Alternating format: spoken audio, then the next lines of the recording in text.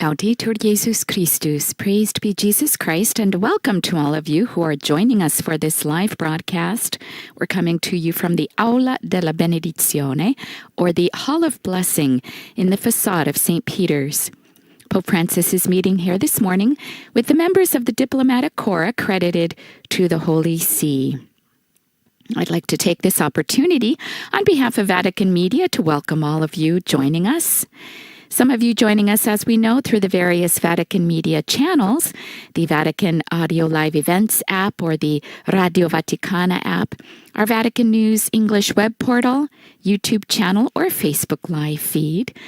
To those of you joining through television, I'd like to welcome all of you joining us through Catholic TV, Catholic Faith Network, Shalom World Television Networks USA, EWTN, Salt and Light Media, at Medarshan TV, and to all of you joining us through other radio stations, diocesan or local, or our own shortwave radio broadcast, and especially to all listeners tuning in through other digital platforms. We see our Holy Father now walking, making his way down the aisle, followed by the Cardinal Secretary of State, Cardinal Pietro Parolin, the substitute, Archbishop Peña, and the Secretary for Relations with States, Paul Richard Gallagher. Now, the Aula delle Benedizione, or the Hall of Blessing, was built by Pope Paul V, the Borghese Pope. We're in the 17th century, and it was the work of the architect Carlo Moderno. Moderno was the architect of the Fabbrica di San Pietro for 26 years. And this is in the facade of St. Peter's. It stands on its own foundations and is divided into two parts, which was built between 1608 and 1614.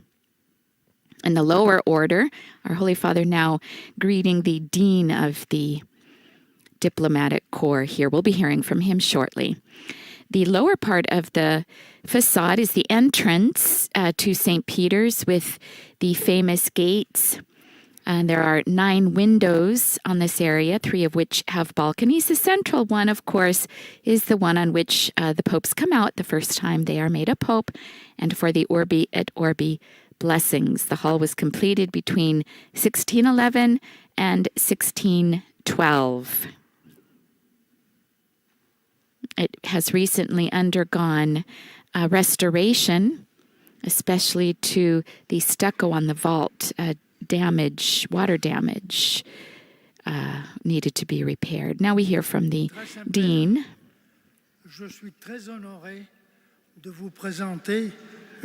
His Excellency, Mr. George Poulides, the Ambassador of Cyprus, Your Holiness.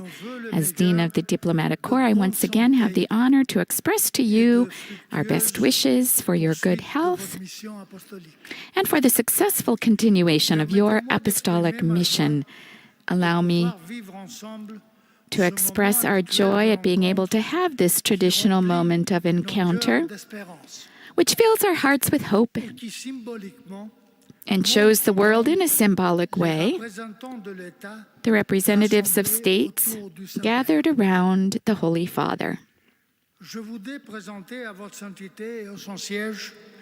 Les plus sincères condoléances du corps diplomatique. On behalf of the Diplomatic Corps and on my own behalf, I wish to extend deepest condolences to Your Holiness and to the Holy See on the death of the Pope Emeritus Benedict XVI. We all remember him with esteem and affection, not only for his dedication to the Church and his profound culture, but also for his gentleness and availability, also to us diplomats. Moreover, during the 8 years of his pontificate, Benedict XVI carried out an impressive amount of pastoral and teaching work. He also visited many of our countries.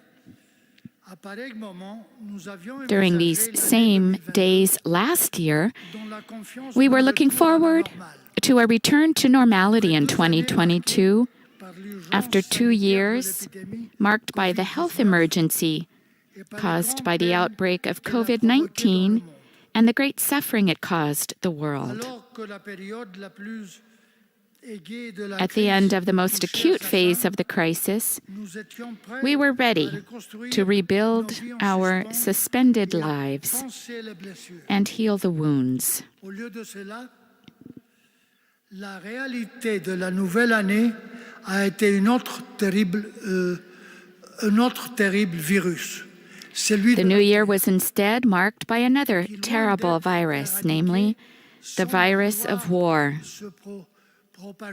which, far from being eradicated, seems to spread like a new pandemic which unfortunately threatens to engulf the whole world.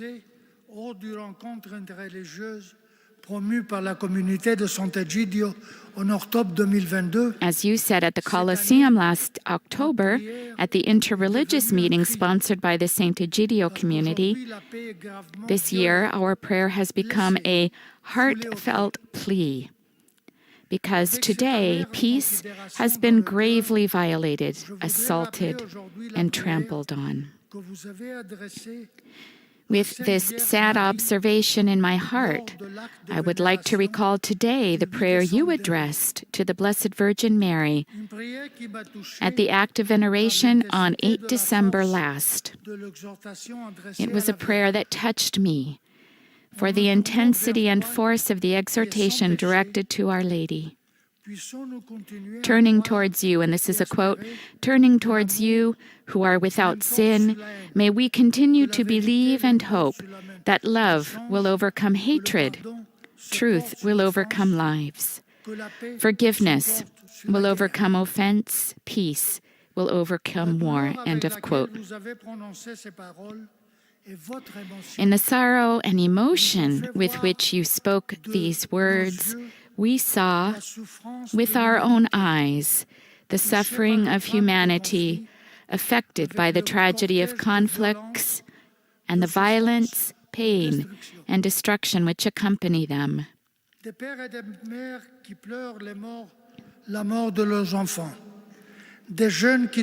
fathers and mothers who mourn the deaths of their children, young people who have become untimely orphans, homes destroyed, lands devastated, exiles, and refugees. These images which crossed our minds during your prayer mark our mission as diplomats. The words you spoke encourage us in our efforts to defuse the causes of conflicts and ensure that they do not break out and destroy the good found in every society. La victoire de la paix ne peut être obtenue que par la capacité de chacun à se sentir membre de la famille humaine. Peace can achieve victory only if everyone sees him or herself as part of the human family. Only through listening, dialogue, acceptance, and welcome of others, the weak and the marginalized, is it possible to build the culture of peace, of which the world today seems to have great need.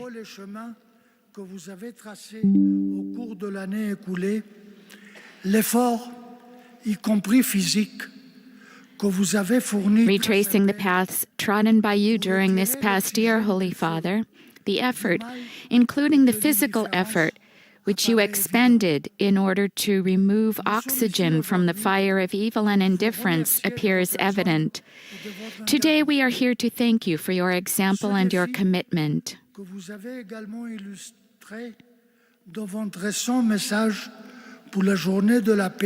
The challenges which you set out also in the recent message for the World Day of Peace are acknowledged by diplomacy in the belief that peace is vital not only for countries in crisis, but also for nations that directly or indirectly suffer the unfortunate consequences.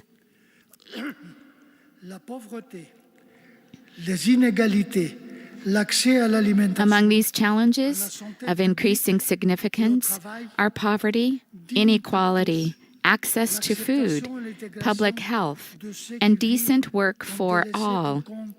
And I quote, welcoming and integrating migrants and those whom our societies discard, end of quote. Nous vous remercions, Saint-Père, pour les exemples à suivre que vous nous avez offerts à travers vos voyages. À Malte, we thank you, Holy Father, for the examples you give us to follow through your journeys. In Malta, you drew attention to the theme of welcoming and fraternity. You recalled that the Phoenician meaning of the name of the island is safe harbor, and that a common approach to the theme of immigration is fundamental. Vous avez parlé d'une Méditerranée qui a besoin de co-responsabilité. You spoke of a Mediterranean that needs co-responsibility in order to become a new theater of solidarity.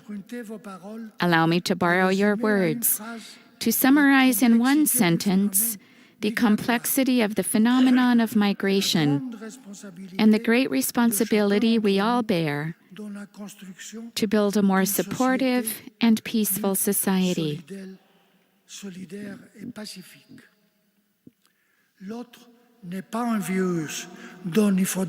And he quotes from the meeting with the authorities and the diplomatic corps on April 2, 2022. Other people are not a virus from which we need to be protected, but persons to be accepted.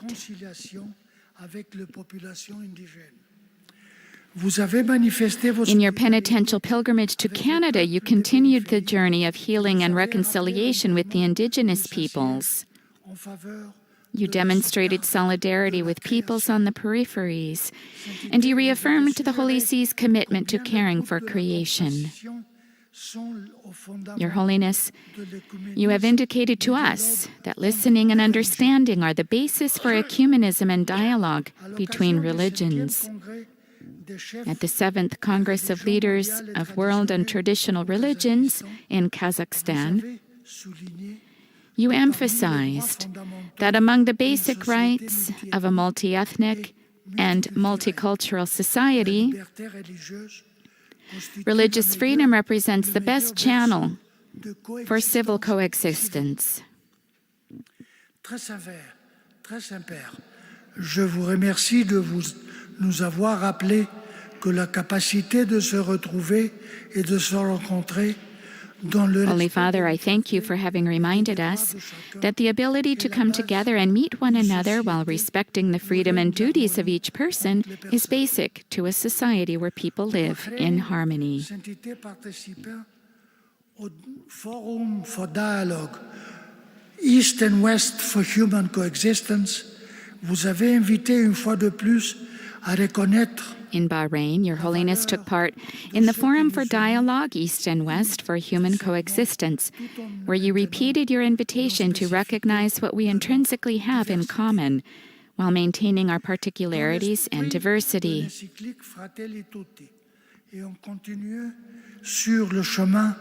In the spirit of the encyclical Fratelli Tutti, and continuing on the path taken in the document on human fraternity for world peace and living together, which you and the Grand Imam of Al-Azhar, Ahmed Al-Tayeb, signed in Abu Dhabi on the 4th of February 2019,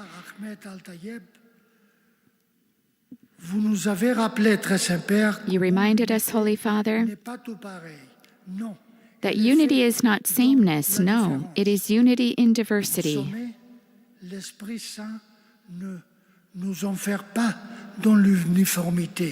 In a word, the Holy Spirit does not imprison us in uniformity, but disposes us to accept one another in our differences.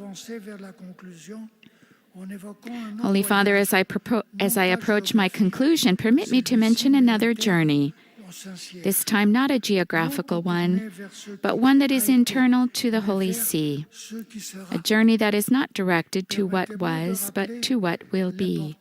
Allow me to recall the importance of the completion of the ecclesial and synodal process of the Apostolic Constitution 𝒂𝒂𝒂𝒂𝒂 Evangelium on the Roman Curia and its service to the Church in the world.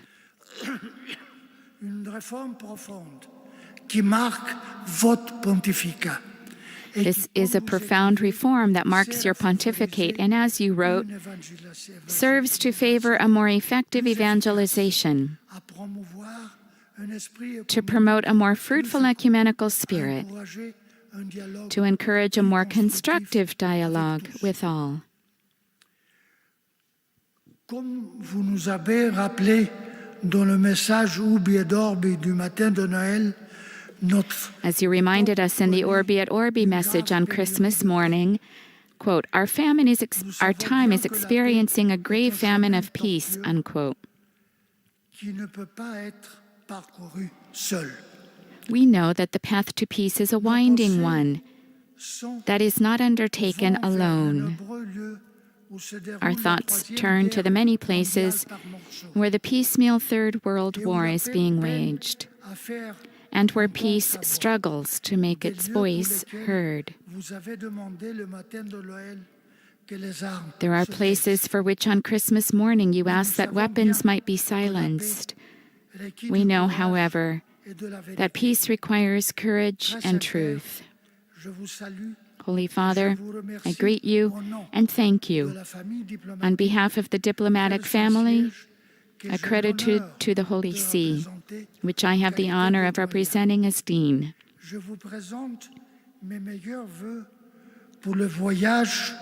I hope you have an excellent journey when in the near future you undertake your pilgrimage of peace and reconciliation to the Democratic Republic of Congo and to South Sudan, on the continent of Africa, the cradle of humanity.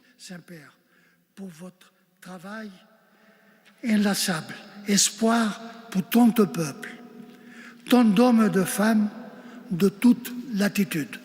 And he concludes, thank you, Holy Father, for your untiring work, which gives hope to many peoples, men and women of all latitudes. His Excellency, Mr. 𝒂𝒊𝒂𝒂𝒂𝒂, the Ambassador of Cyprus, accredited to the Holy See. Now, in greeting Pope Francis, shaking hands here. And we now will hear the words of our Holy Father on this occasion when he meets with the members of the diplomatic corps. This is an annual meeting, always taking place just after New Year. And we see many of the ambassadors here who have come on this occasion.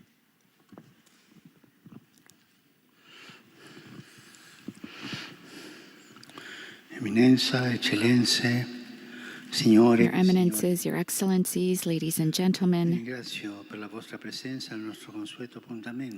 I thank you for your presence at our customary meeting, which this year we would like to be a call for peace in a world that is witnessing heightened divisions and wars. I am grateful, in particular, to the Dean of the Diplomatic Corps, His Excellency Mr. 𝒂𝒊𝒂𝒂𝒂𝒂, for the good wishes that he extended to me in the name of you all.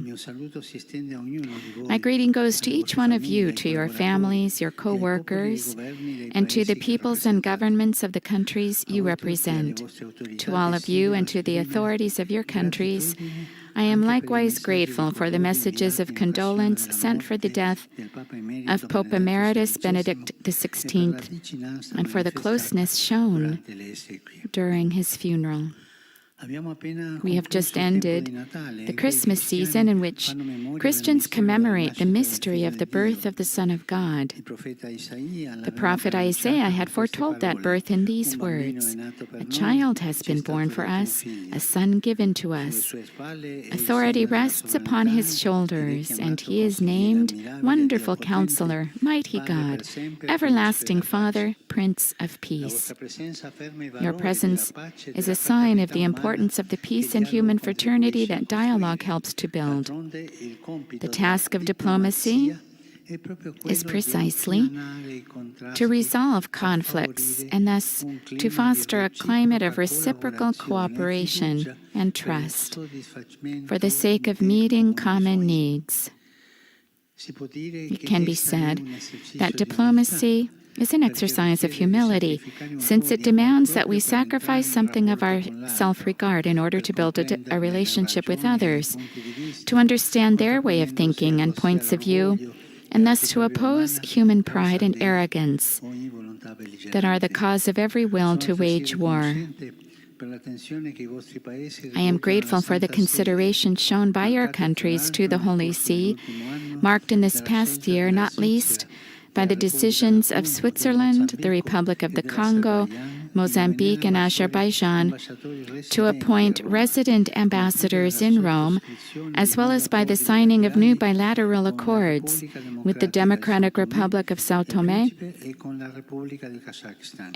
and Príncipe, and with the Republic of Kazakhstan. Here I would like to mention that in the context of a respectful and constructive dialogue, the Holy See and the People's Republic of China have agreed to extend for another 2-year period the validity of the provisional agreement regarding the appointment of bishops stipulated in Beijing in 2018. It is my hope that this collaborative relationship can increase for the benefit of the life of the Catholic Church and that of the Chinese people. At this meeting, I would also assure you once more of the full cooperation of the Secretariat of State and the dicasteries of the Roman Curia.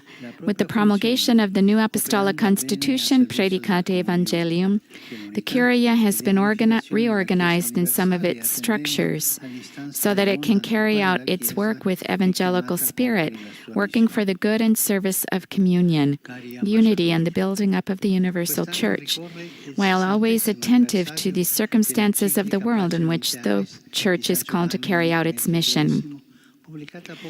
Dear ambassadors, this year marks the 60th anniversary of the encyclical 𝒂𝒐𝒻 in Terris of St. John the 23rd, issued less than 2 months before his death.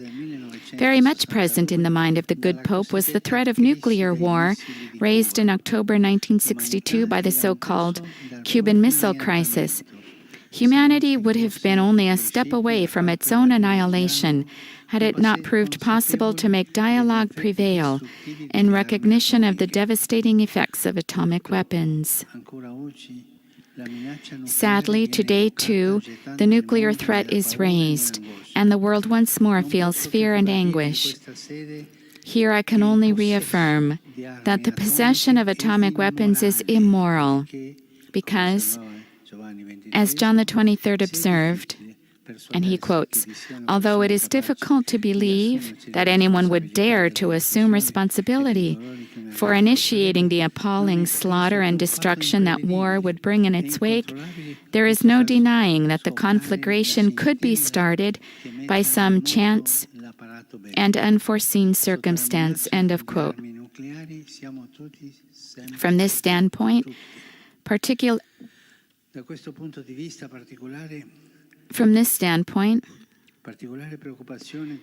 particular concern is raised by the stall in the negotiations for the resumption of the Joint Comprehensive Plan of Action, better known as the Iran nuclear deal. It is my hope that a concrete solution can be reached as quickly as possible for the sake of ensuring a more secure future. Today, the Third World War is taking place in a globalized world where conflicts involve only certain areas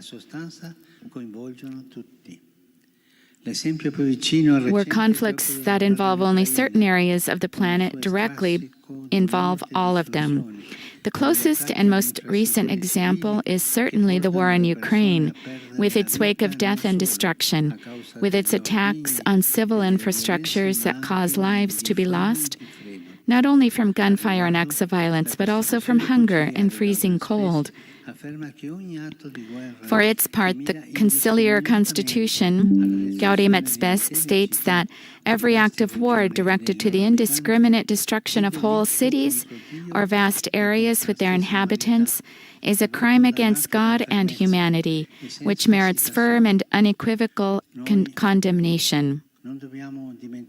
Nor can we forget that war practically affects those who are most fragile, children, the elderly, the disabled, and leaves an indelible mark on families.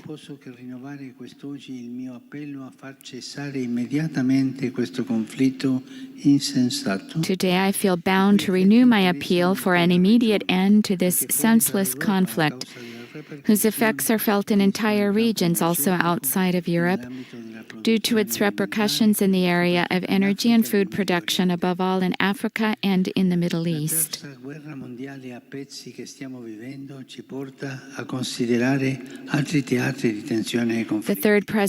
The present Third World War, fought piecemeal, also makes us consider other theaters of tension and conflict. Once more this year, with immense sorrow, we must look to the war-torn land of Syria. The rebirth of that country must come about through needed reforms, including constitutional, in an effort to give hope to the Syrian people, affected by growing poverty, while at the same time ensuring that the international sanctions imposed do not affect the daily life of a people that has already suffered so much. La Santa Sede segue anche con preoccupazione l'aumento della violenza tra I palestinesi e israeliani. The Holy See also follows with concern the increase of violence between Palestinians and Israelis, sadly resulting in a number of victims and complete mutual distrust. Jerusalem, a holy city for Jews, Christians, and Muslims, is particularly affected by this. The name Jerusalem evokes its vocation to be a city of peace, but sadly it has become a theater of conflict. I trust that it can rediscover this vocation to be a location and a symbol of encounter and peaceful coexistence, and that access and liberty of worship in the holy places will continue to be guaranteed and respected in accordance with the status quo. At the same time, I express my hope that the authorities of the State of Israel and those of the State of Palestine can recover the courage and determination to dialogue directly for the sake of implementing the two-state solution in all its aspects, in conformity with international law and all the pertinent resolutions of the United Nations. As you know, at the end of the month, I will at last be able to go as a pilgrim of peace to the Democratic Republic of the Congo, in the hope that violence will cease in the east of the country, and that the path of dialogue and the will to work for security and the common good will prevail. My pilgrimage will continue in South Sudan, where I will be accompanied by the Archbishop of Canterbury and by the General Moderator of the Presbyterian Church of Scotland. Together we desire to unite ourselves to the plea for peace by the country's people, and thus contribute to the process of national reconciliation. Nor must we forget other situations still burdened by the effects of still unresolved conflicts. I think in particular of the situation in the South Caucasus.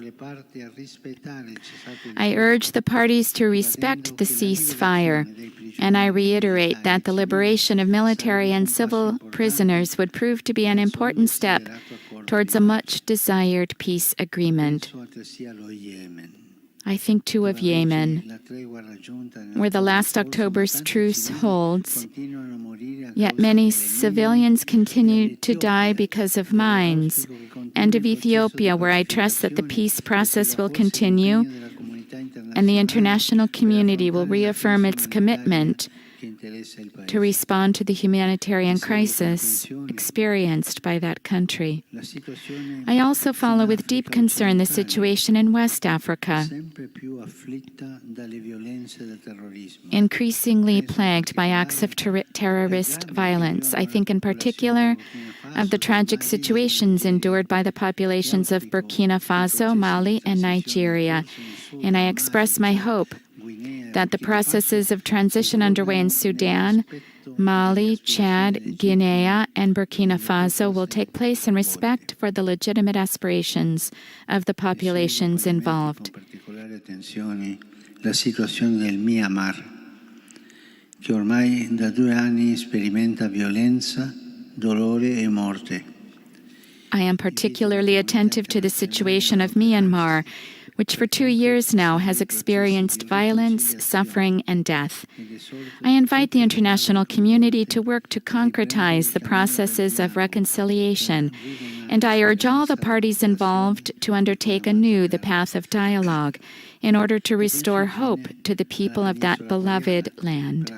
Finally, I think of the Korean Peninsula, and I express my hope that the goodwill and commitment to concord will not diminish, for the sake of achieving the greatly desired peace and prosperity for the entire Korean people.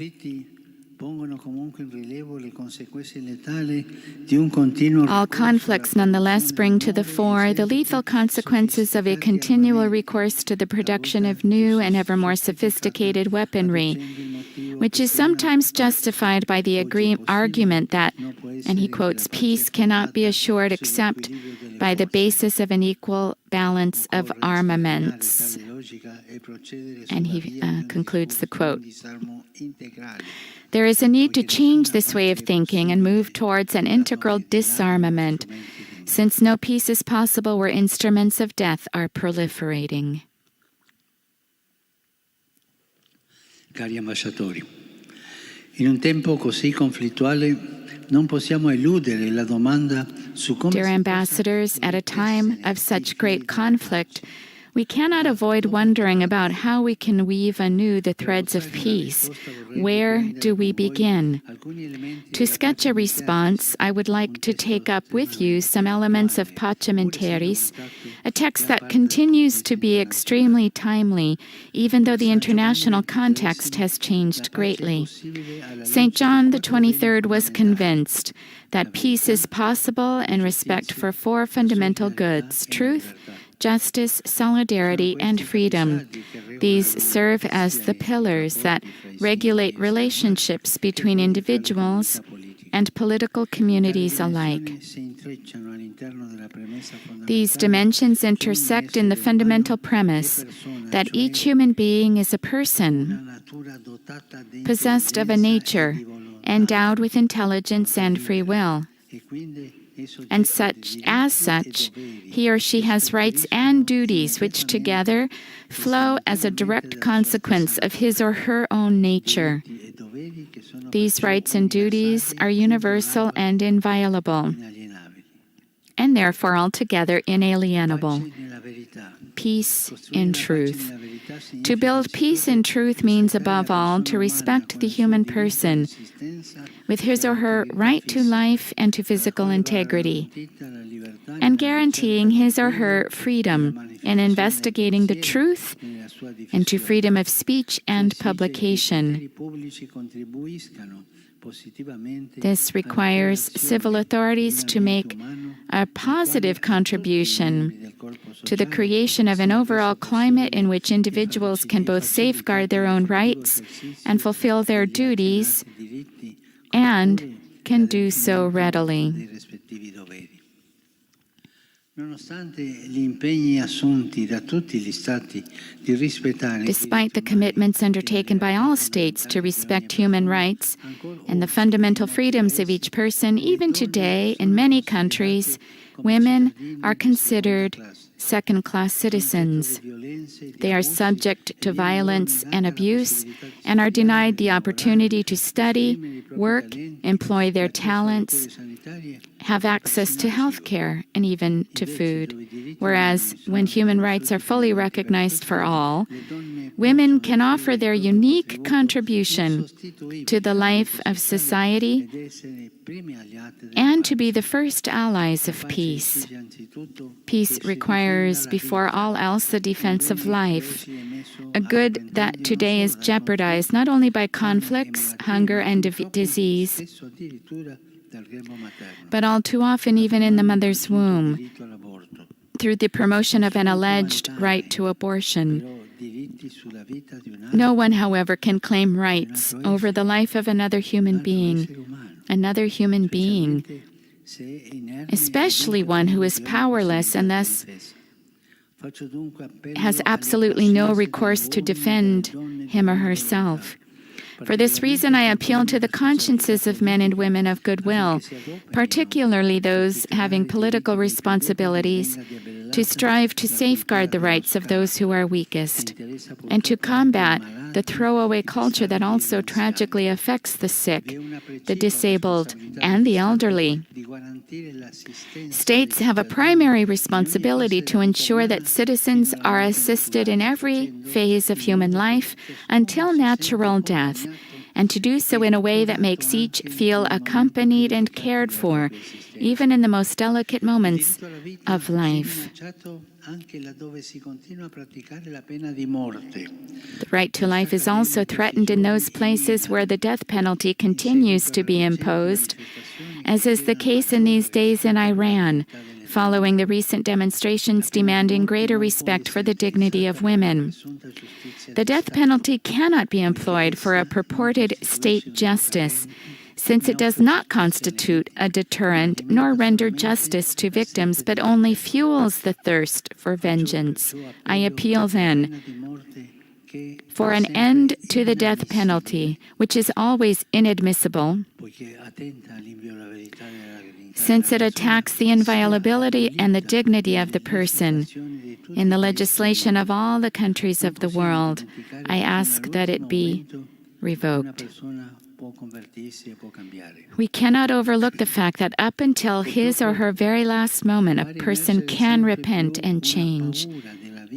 Tragically, we increasingly witness the emergence of a fear of life, which translates in many places into a fear of the future and a difficulty in creating families and bringing children into life. In some contexts, I think, for example, of Italy, where there is a dangerous fall in the birth rate, a veritable demographic winter, which endangers the very future of society.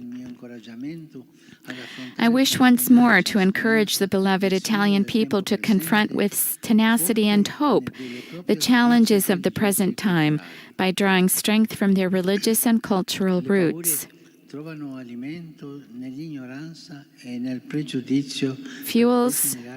Fears are fueled by ignorance and prejudice and thus easily degenerate into conflicts.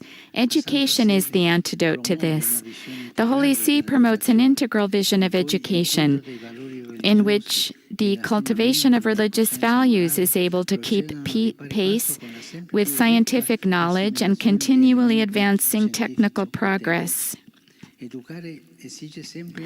The work of education always requires showing integral respect for the person and for his or her natural physiognomy, and avoiding the imposition of a novel and confused vision of the human being.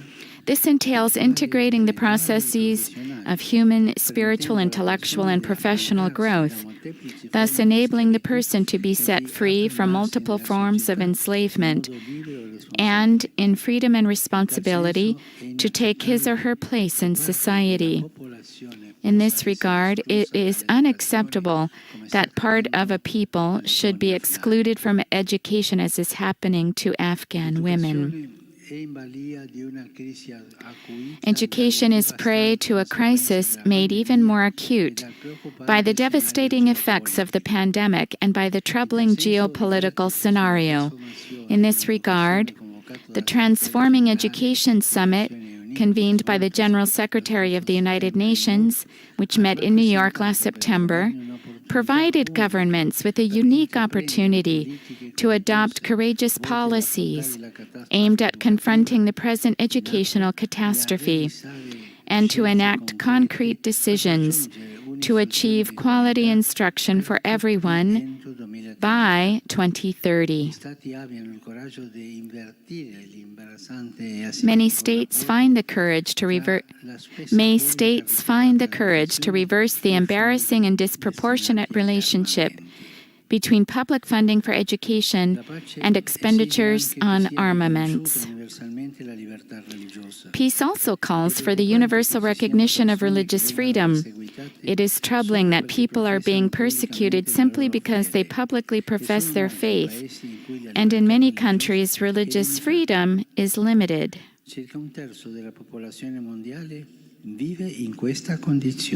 About a third of the world's population lives under these conditions.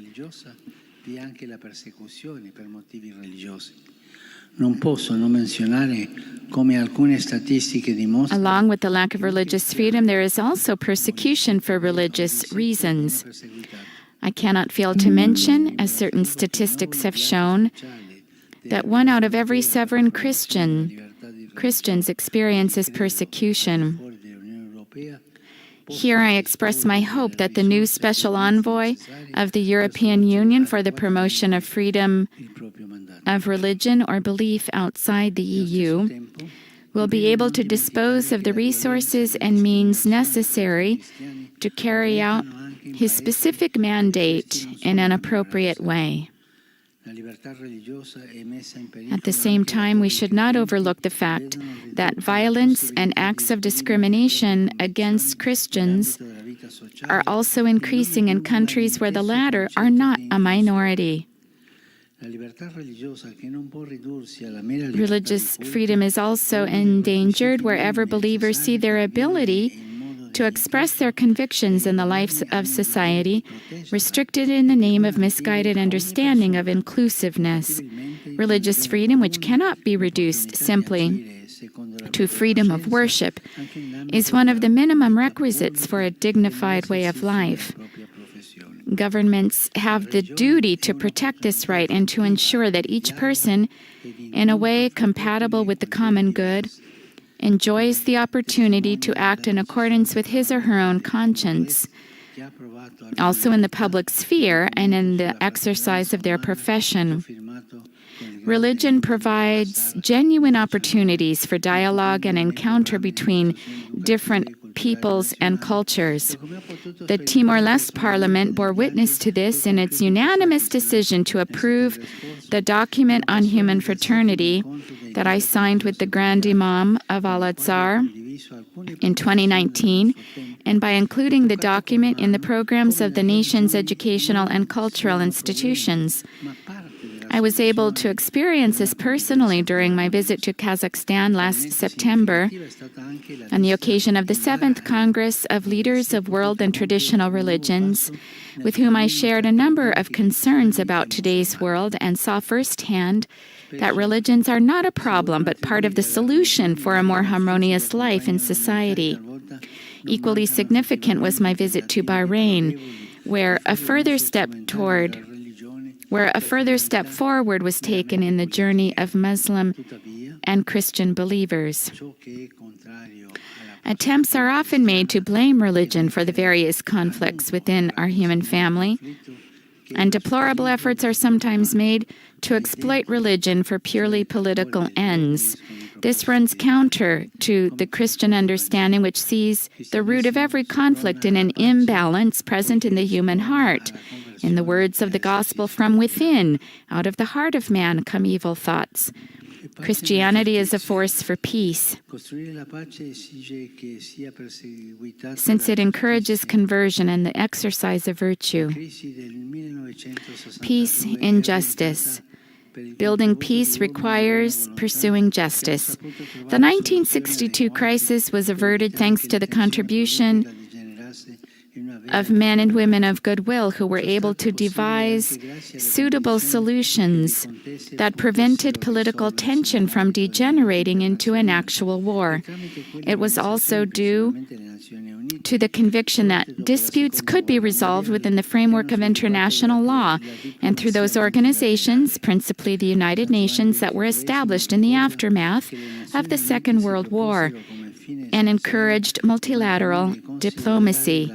In the words of St. John the 23rd, the United Nations organization has the specific aim of maintaining and strengthening peace between nations and of encouraging and assisting friendly relations between them. Based on the principles of equality, mutual respect, and extensive cooperation in every field of human endeavor. The current conflict in Ukraine has made all the more evident the crisis that has long affected the multilateral systems, which needs a profound rethinking of it if it is to respond adequately to the challenges of our times. This demands a reform of the bodies that allow it to function effectively, so that they can be truly representative of the needs and sensitivities of all peoples, and avoid procedures that give greater weight to some to the detriment of others. It is not a matter of creating coalitions, but of providing opportunities for everyone to be partners in dialogue. Great good can be achieved by working together.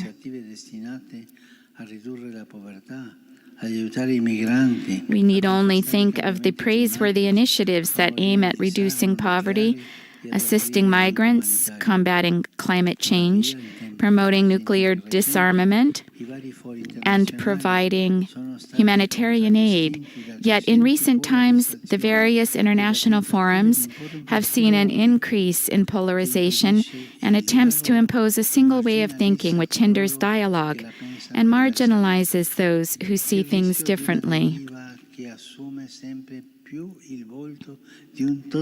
There is the risk of drifting into what more and more appears as an ideological totalitarianism that promotes intolerance towards those who dissent from certain positions, claim to represent progress, but in fact would appear to lead to an overall regression of humanity, with the violation of freedom of thought and freedom of conscience.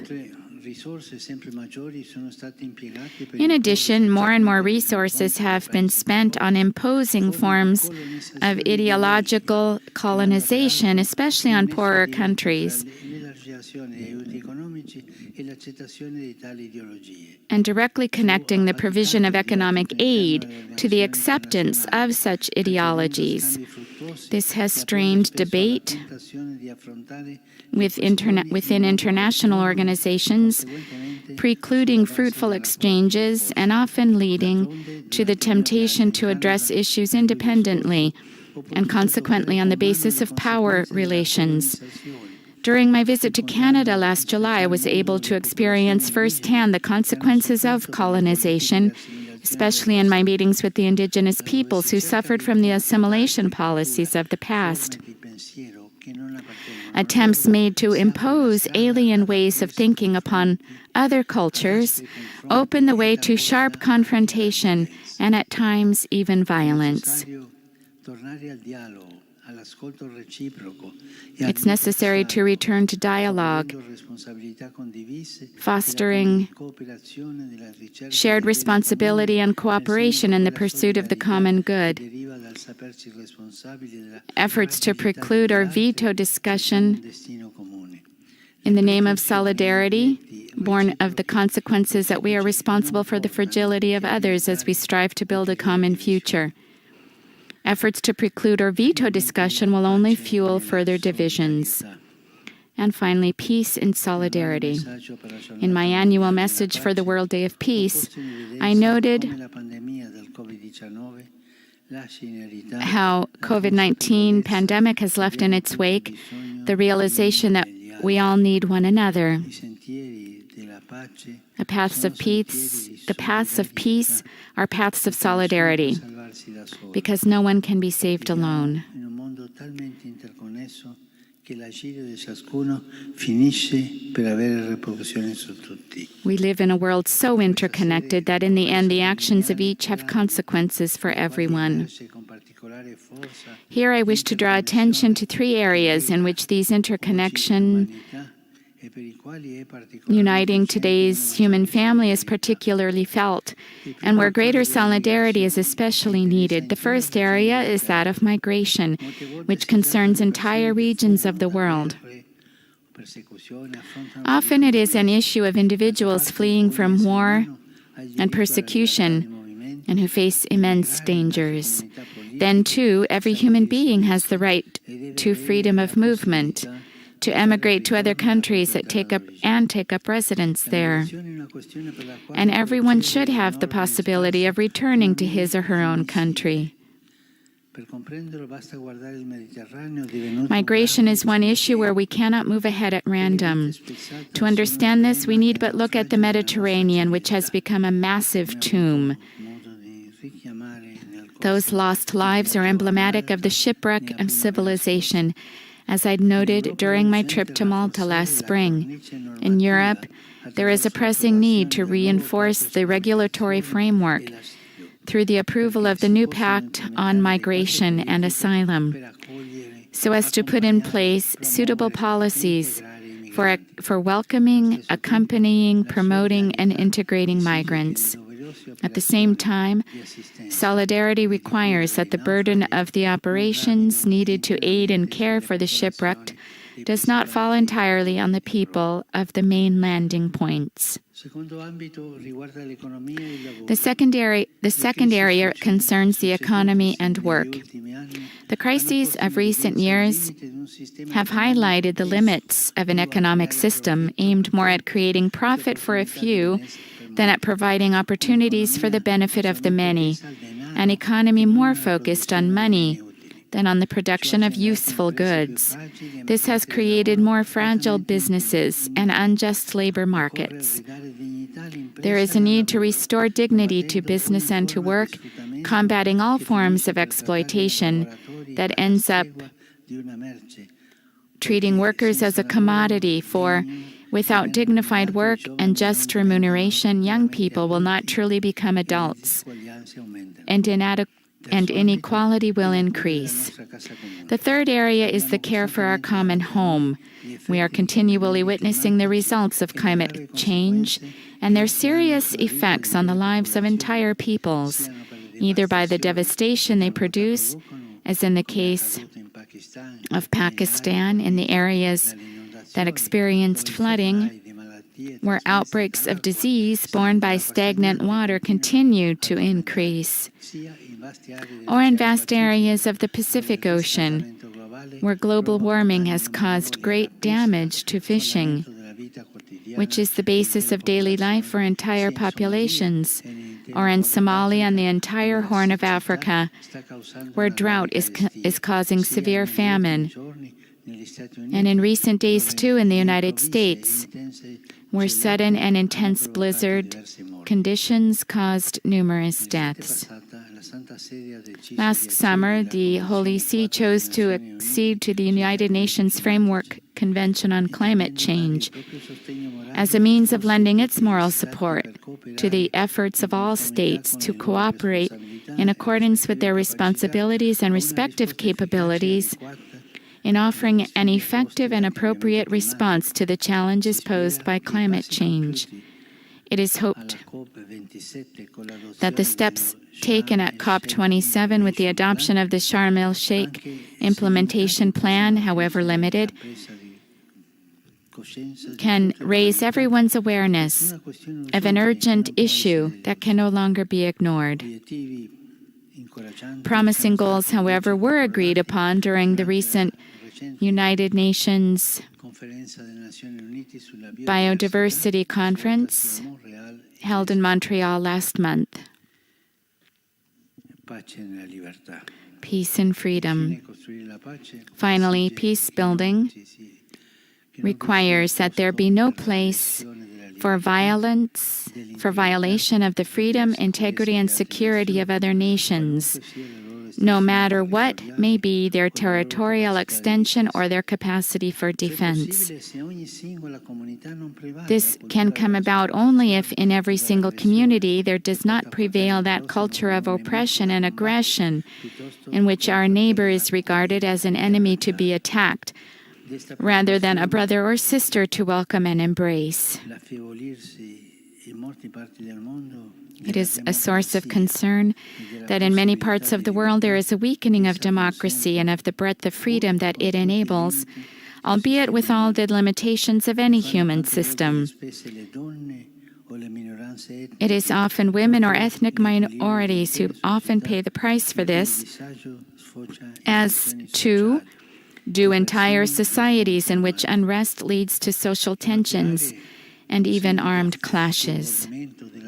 In many areas, a sign of the weakening of democracy is heightened political and social polarization, which does not help to resolve the urgent problems of citizens. I think of the various countries of the Americas, where political crises are laden with tensions and forms of violence that exacerbate social conflicts. In particular, I would mention recent events in Peru and in the recent hours in Brazil, and the worrying situation in Haiti, where steps are finally being taken to address the political crisis that has been underway for some time. There is a constant need to overcome partisan ways of thinking and to work for the promotion of the common good.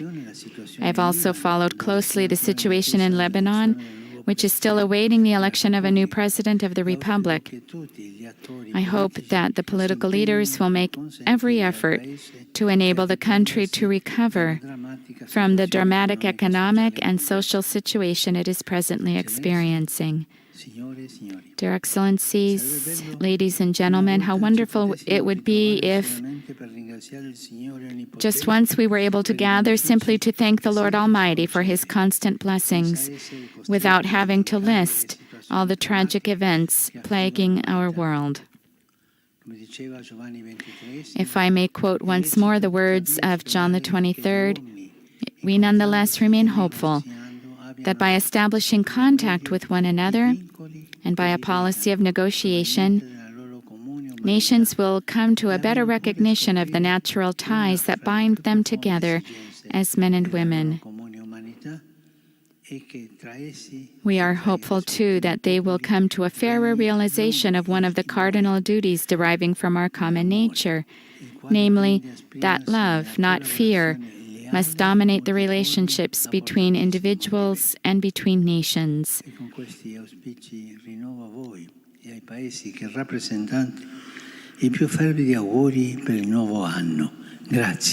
And he concludes, it is principally characteristic of love that it draws men and women together in all sorts of ways, sincerely united in the bonds of mind and matter.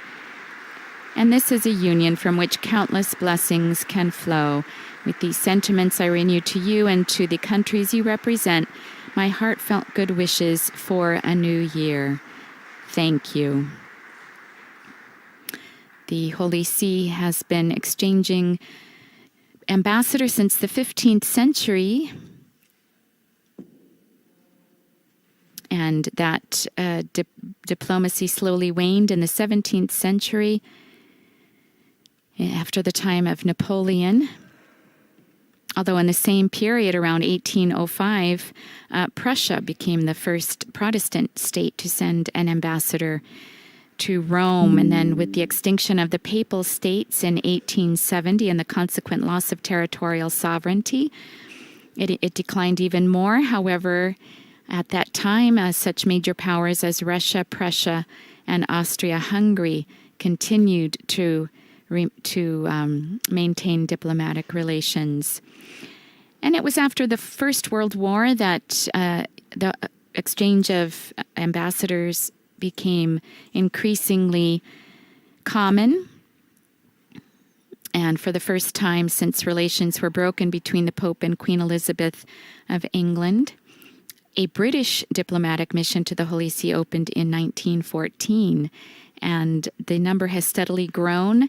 Today, there are 183 states that currently maintain diplomatic relations with the Holy See.